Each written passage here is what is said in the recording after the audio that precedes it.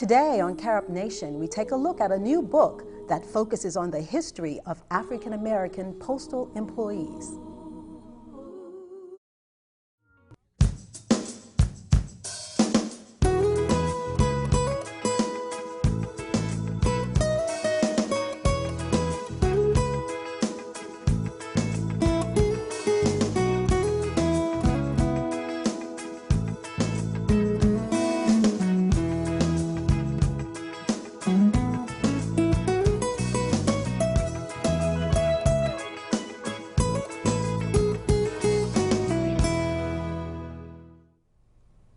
Welcome to Carib Nation. I'm Cheryl Hawkins. On today's show, we take a look at the new book, History of the National Alliance of Postal and Federal Employees, 1913 to 1945.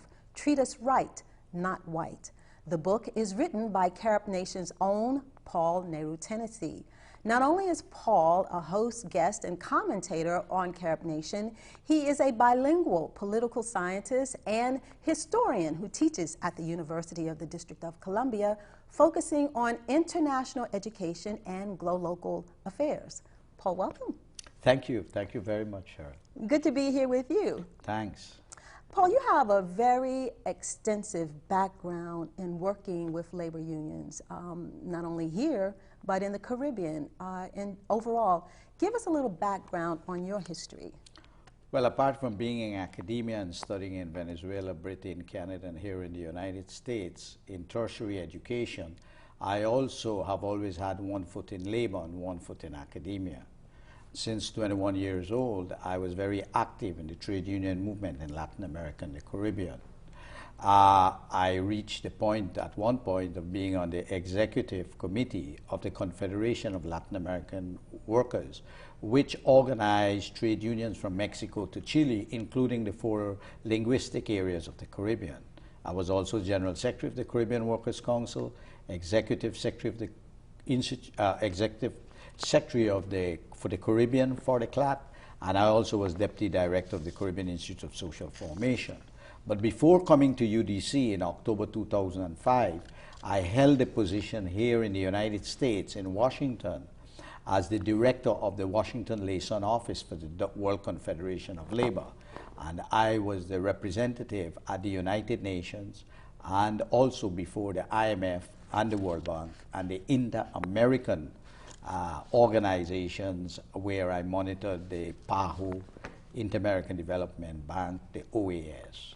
And I also did significant work with the World Confederation of Labor delegation vis-a-vis the World Trade Organization. I also have Canadian experience where I've done work in Canada where I'd studied and taught. I did work on the rail industry in Canada between 1949 and 1979. So it would be fair to say that I have a very comprehensive knowledge from Canada to Chile about labor, but also I have done work at the global level with the international institutions. I would say you do have a very extensive background in labor issues. How did you get connected with the National Alliance of Postal and Federal Employees? Well, I got invited to represent the World Confederation of Labor and the Confederation of Latin American Workers to the convention of the National Alliance of Postal and Federal Employees in 1986 in Baltimore. So I came up here and I went to Baltimore and made a speech on behalf of these trade union internationals. And there I met the union and I met the then vice president of the union, James McGee. And we became very good friends, and over the years we kept in touch. I came back again in 1985, 84, 85 to launch a campaign for free and fair elections in Guyana globally. And he was very instrumental in liaisoning me with the Congress, particularly the Black Caucus. And so over the years, by 96, when I came to reside in the US, he and I had a chat, and he knew I had written a book on the history of Venezuelan oil workers. So he asked that I write the history of NAPFE because nobody had done it. And they had the archives at the headquarters at 11 Manar Street with all the original documents from 1913 to now. So that must have been heaven for you to have access to all of this primary source material to do this kind of a work. That's very important when writing a historical piece. That is very true. Let's talk a little bit about the history of this alliance that's captured in this book. This organization was founded in 1913. That is correct. Set up the stage. What was happening in America at that time in 1913 when this organization came into being? In 1913, segregation was institutionalized in America because in the late 19th century, with the court case of Plessy versus Ferguson, there was a counter-revolution after the Civil War in Reconstruction. And what they did in the South was to have restored the then Democratic Party into the powerhouses of the South. And we saw the rise of the KKK, and we saw states in the South reasserting their powers and legislating black codes which were virtually neo-slave systems. And in the North, under the leadership of the famous President Wilson, even though he was considered an international statesman after the Second World War and had a statue of himself in Geneva, at home he was a racist and a segregationist. And he was the one in 1913 that set up institutionalized segregation at a rapid pace. Now, during those years, the Postmaster General was a very important person because he held a position in the cabinet. And the Post Office Department, which is now today the United States Postal Service, was the largest employer in America and perhaps the world. And so, in 1913, coming down from about the 19th century, there were some civil service exams under President Arthur, and it allowed African Americans who were educated after the Civil War to apply for jobs in the federal government. And a few of them slipped in. But generally, in 1913 and in the first decades of the 20th century, African Americans were structurally blocked, both in the private sector and the public sector, from obtaining jobs. And a lot of the control of jobs had to do with trades and tradesmen. And that was controlled by the American Federation of Labor. And the white workers, the white trade unionists, and their organizations, coming all the way from the 19th century into the 20th century, were very racist. And in particular, by 1913, they had clauses in a lot of the unions, predominantly white unions, that blacks could not become a member. So virtually, African Americans were really blocked. One area, one space in the federal government gave them an opportunity, and it was the Post Office Department. Because in those days, the mail was distributed by rail cars. And that's something I didn't really think about or realize that that is the way mail was delivered on the rail cars. But those were very dangerous jobs, and whites really didn't want those jobs. And so a lot of blacks were able to get those jobs. Tell us a little bit of the conditions that existed in those rail cars where those African Americans were. Well, next to the engine of the train was the box, the carriage box of the post office. And so it was made of wood, and it collapsed easily in accidents. And so the incidence of accidents and deaths and injuries were extremely high. So it was a disincentive to whites. And so African Americans were given this space because, of course, they were considered then by the ruling class as disposable. But these African Americans weren't just anybody. These were highly educated African Americans who couldn't get jobs anywhere else with high school degrees, college degrees.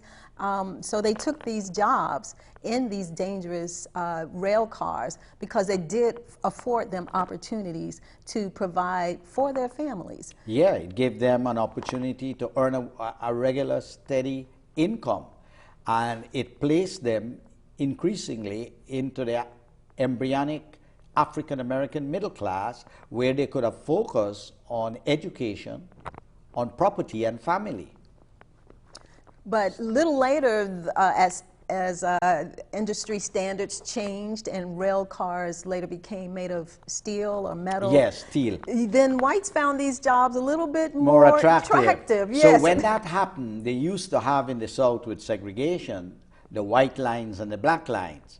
So if you worked on a white line, that is the rail carriages go through particular cities, and a white line, you had these supervisors, and many of these supervisors, almost all of them, were white, and they could not allow in the South black people to become supervisors, because then the whole thesis and theory of white supremacy would be violated, because the moment you put an African American to supervise and to be the boss of white people, then how could you make the case of the KKK for white supremacy?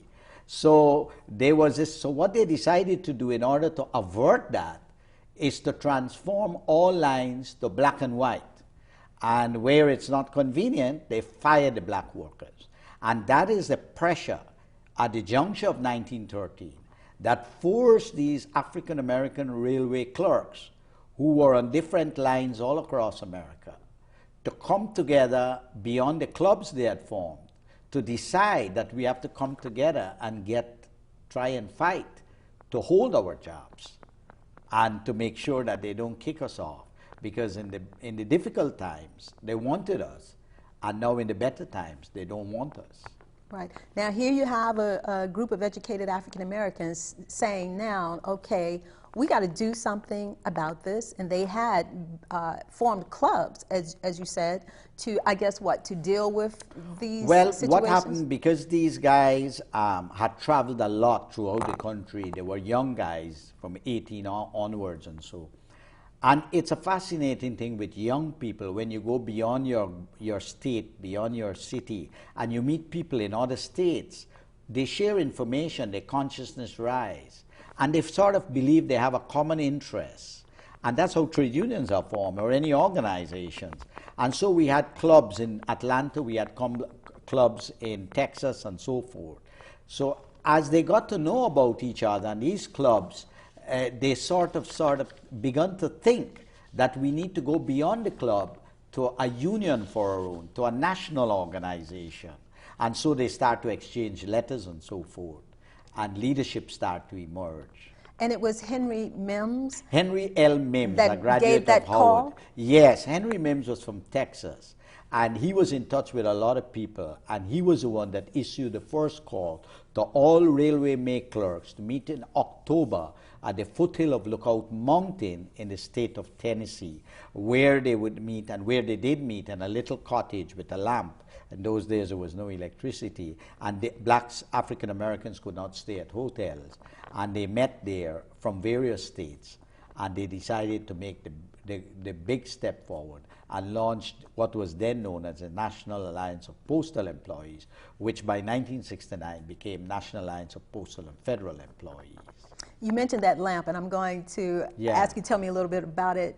There is a picture in the book of that lamp, and they still have that lamp. At the headquarters of the National Alliance of Postal and Federal Employees, they still have that lamp. And in more ways than one, the photograph that I have in the book is a lamp that is lit. And the whole notion is that in 1913 there was this lamp that gave light, and they still exist now in 2011. And we are hoping that by 2013, when they would be commemorating the 100th anniversary, that this union has shown that African Americans have the stamina, they have the consistency, they have the leadership, they have the capacity to build an institution and to persist, because in the 19th century and 20th century, usually they only gave African American organizations 5 to 10 years lifespan. They said, oh, they can't organize themselves, they can't sustain an organization. And the other thing to understand about the Alliance is one of the only probably African American organization in the history of organizations in America that never took money from white philanthropists and white money to develop the union. They were always self-organized, self-financed, and self-designed their programs. which is very interesting. Very much so. And they understood the importance of being self-financed. Yeah. Well, one of the good things was there were two areas. Before John F. Kennedy came to office in the 60s, the system of collecting union dues is you had to go to the pay office and collect it. And it was difficult to keep a union that way. As a matter of fact, they had only $16 when they first started, you know, $16. In those days, there's a lot of money, but anyhow, $16.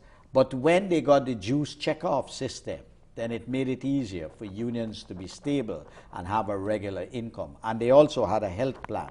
And they were able to earn an income from the administrative aspect of managing the health plan. And that is what helped them over the years. Their first officers were elected at that very first coming together convention, if you will. Yeah. You list them in the book as H.L. Mims, president, yes, from Texas. Yes. C.B. Shepperson, vice president from Arkansas. Yes. Robert L. Bailey, secretary from Indianapolis. Yeah. Alfred Hendricks from Georgia. Yes. B.H. Halloran, the editor from Louisiana, and Irving Butler, auditor from Tennessee. So they were able to pull these people from these different areas throughout the country. That was some real organizing. Yeah, well, that is because of the train, you see. The train moved across America, and the vision and the minds of these young guys opened up. And they were not just from Texas. They were not just from, you know, a city in Dallas. They became to have a national consciousness about the plight of African Americans. And I just would like to read to you what Henry Mims had to say about these guys that met in Chattanooga. He said, "The men who met in Chattanooga did not fail me. They came there to do the best possible for their fellows and did it unselfishly too, like men and patriots. I can never forget the eloquence of Sherman, the experience, advice of Hendricks, the energy and business sagacity of Bush, the indefatigable labors of Holloman, the tireless Bailey, the good-natured Montgomery and Gamble, the silent and obliging Bruce, and the gracious Mistress Bruce, queen of our convention, the ready Jones, the polished Harper, the witty Hackett, the smiling Thomas, the handsome Shepperson, the ebony-hued Prince Terry, the musical genius Harvey, the earnest-looking Branch. Oh, what's the use? They were the finest bunch of fellows that ever came together at any place." And that was magnificent English language, eloquently describing, and it titillates your imagination that if you close your eyes, that this group of African-American men were there. But you know what's interesting? The culture of America penetrated their minds, and they spent a lot of time, first of all, putting together a constitution together. And this is patterned from the whole idea of an American constitution, that you work with the rule of law. And that was very important, that they spent a lot of time on that, and they were very versed in the way they dealt with their business, very businesslike and very official in that sense. But what was even more interesting, I think, about that Constitution that they put together, that it was a non-racist. Oh, this is very important observation. Evidently, you read the book. It's very, very important. Whereas the white unions inserted a clause that blacks cannot become member, the union had no such clause and was open to every Tom, Dick, Harry, and Behary. Whether white people choose to come in the union is another matter. But so therefore the union could not be called a racist union. It was non-racist, anti-racist. What they tried to do over the years, what they successfully did over the years, unto today, is to keep on the agenda of the United States Postal Service, then the Post Office Department, on the agenda of labor management relations, not only the issue of labor relations, but labor and race relations, both class and race. Yes, and that Constitution was challenged several times. You mentioned a particular time in the book when there was a black member who had a white wife. Oh, this is very interesting. This also highlights the principled position of these African-American workers as non-racist, anti-racist. What happened over the years is that an auxiliary movement developed of women, because the post office then did not employ women. But the wives and husbands and sisters and daughters of these so-called kind of middle-class postal black workers wanted to help, because the union was restricted by law from raising money for politics and to support candidates. So the auxiliary was able to do that. And so wherever there was a union branch, as they call it then, today it's called local, there was an auxiliary. And in Atlanta, the women auxiliary met, and a black postal worker was married to a white woman, and she applied to become a member of the auxiliary, and some of the black women, wives of postal black workers, objected. And this was taken through the Constitution to the highest leadership, and the highest leadership said that this was discriminatory, this was racist, and that she had a right to be in the auxiliary. That's why I say the book said, treat us right, not white. Yeah, and talk about that a little bit, because there was a time, I think, when the members had to go before Congress or someone, yes, and they were telling them, okay, we will treat you white? Yeah, well, basically, in the emergence of the postal union, the National Alliance of Postal and Federal Employees, Washington was very important to lobby. In those days, everybody had their hand in the post office, the president himself, the senators, the members of the House of Representatives. Congress virtually controlled the post office, and a lot of political patronage. And then the post office department, USPS, was here in Washington. So that's why NAPFE was the first organization in 25 to set up office in Washington and to lobby. So they had to come to Washington to lobby for the problems they had all across America. And one of the presidents that came to Washington in 1921, just after the lynching of a postal worker, he came down to Washington, D.C., and he was speaking to the Assistant Postmaster General.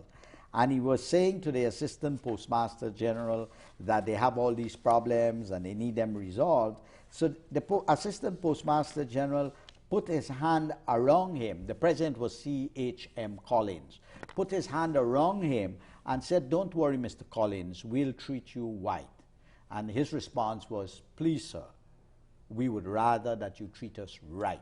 And that meant that African Americans then were not asking to be treated as special people with any privilege. All they were asking is treat us fair, treat us in the spirit of the Universal Declaration of the United Nations, you know, that all men, and the Constitution of America, all men are born, and women are born equal, you know, and should be treated as such. Besides the conventions that they put on annually, the Alliance published a publication that was very important to them, an important voice for them. Talk about that publication. Why was it so important? Okay, first of all, they used to hold conventions annually, then they went biannually, and then they went triannually, and so forth.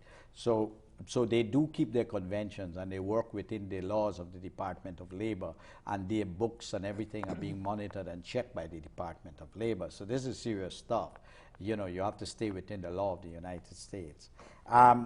But they also publish, you know, in the early decades of the 20th century, and even before then, and in the 30s and 40s and 50s and 60s, African Americans were prolific at writing, and there were a lot of black publishing going on. And you had one of the most well-known, of course, was The Crisis, which was published by the NAACP, you know, Du Bois. And next to Du Bois, that magazine was the Postal Alliance. And the Postal Alliance fought not only for the black workers inside the post office, but for the black community, because they understood very early on that they had to strengthen and build the NAACP, the Urban League, the black YMCAs, the black churches, the Masonic lodges that were black. As a matter of fact, the leaders of NAPFE between 1913 and 1945 wore about 5 hats. They were in the NAACP, they were in the Urban League, they were in the black Masonic lodges, they were in the YMCA, they were in the churches. They were really leaders, you know, at all levels and from all over the country. And so the magazine dealt with those issues in the black community and political issues because they understood that if the black community did not win the overall civil rights war battles, that they will not win it out in the post office. And sometimes the civil rights movement outside was ahead of them, and sometimes they were ahead of the civil rights. They were considered the NAACP of the post office. And they desegregated in Chicago and other places, they desegregated cafeterias and so forth. They fought with the NAACP against lynching and for voters' rights and for housing and all the issues that make up the agenda of the African-American civil rights struggle historically in this country. We only have maybe a couple of minutes left, but this, I know, is not the full history of this alliance, and this book only captures maybe the first half of its history. What's coming up? Well, between 97 and 98, I had written researched and written 1,000 pages on the history of the alliance. I have to update it with a couple more histories. Years, a few more years. But I definitely will have a complete book by August of 2013, and it would be called African American History and Politics, the NAPFE Centenary, 1913-2013. And in it will be 100 years of NAPFE's history. And I call it African American History and Politics because it cannot be separated from African American history and politics. And the Union would be going to Chattanooga, Tennessee at the foothill of Lookout Mountain to commemorate that centenary. Will that lamp be involved in this celebration? And the lamp would be at the center of it. The Union has bought the place where the cottage was, and they have a perpetual light there. And we are also hoping at that important event in August 2013, to which you are invited, that we would be able to hold a conference on the future of independent black organizations in America and probably invite the Urban League and NAACP who have gone over the 100 years and look at what America would be like in pre and post Obama on the race question and the future of independent black organizations and trade unions. Paul, this has been a most interesting discussion for me. I am a lover of history too, and to learn all of this exciting history about African Americans working in the postal industry, which I knew nothing about, is, I must say, I truly appreciate it, and I thank you. Thank you very much for putting the energy into this work, and I'm looking forward to seeing the next one. Thank you for watching. I'm Cheryl Hawkins. See you next time on Carib Nation.